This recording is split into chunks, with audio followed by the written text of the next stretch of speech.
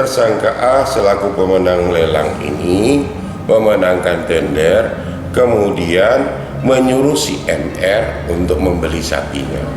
Jadi sapi itu dibeli secara acak, padahal seharusnya ada ketentuan-ketentuan yang harus dipenuhi. Misalnya panjangnya, tinggi badannya, kemudian juga sudah melalui tes dari kesehatan dokter hewan.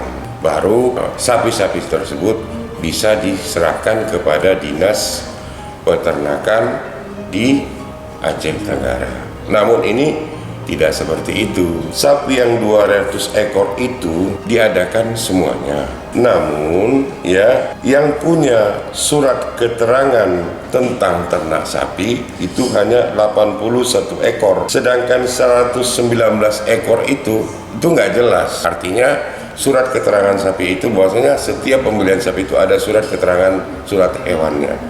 Namun ini nggak dilengkapi, yang ada itu cuman hanya 81, sedangkan 109 itu tidak sesuai dengan ketentuan dan spesifikasi yang telah ditetapkan.